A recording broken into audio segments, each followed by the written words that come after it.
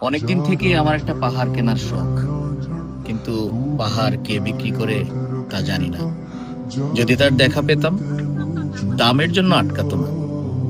আমার নিজস্ব একটা নদী আছে, সেটা দিয়ে দিতাম পাহাড়টার বদলে। খেয়ে না জানে পাহাড়ের চেয়ে নদীর দামই বেশি। পাহাড় স্থাণু, নদী বহমান। তবুও আমি নদীর বদলে পাহাড়টাই কিনতাম, কারণ আমি ঠকতে চাই। নদীটাও অবশ্য কিনেছিলাম একটা দ্বীপের বদলে। ছেলেবেলায় আমার বেশ ছোট্টখাট্ট ছিমছাম একটা দ্বীপ ছিল, সেখানে অসংখ্য প্রজাপতি। শৈশবে দ্বীপটি ছিল আমার বড় প্রিয়।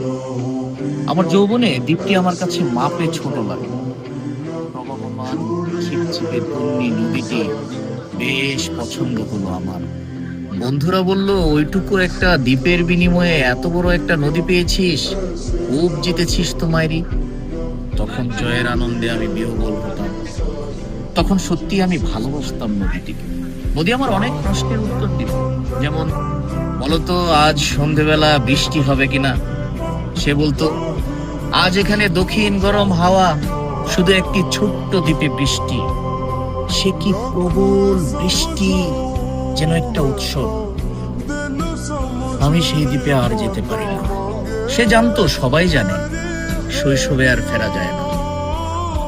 এখন আমি একটা পাহাড় কিনতে চাই। সেই পাহাড়ের পায়ের কাছে থাকবে গহন অরণ্য। আমি সেই অরণ্য পার হয়ে যাব।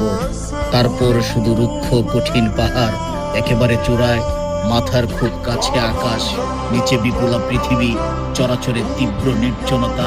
আমার কণ্ঠস্বর সেখানে কেউ শুনতে পাবে না। আমি ঈশ্বর মানি না তিনি আমার মাথার কাছে ঝুঁকে দাঁড়াবেন না। আমি শুধু 10 দিককে উদ্দেশ্য করে বলবো, প্রত্যেক মানুষই অহংকারী। এখানে আমি একা। এখানে আমার কোনো অহংকার নেই। এখানে জয়ী হবার বদলে ক্ষমা চাইতে ভালো লাগে। হে 10 দিক, আমি কোনো দোষ করিনি, আমাকে ক্ষমা করো।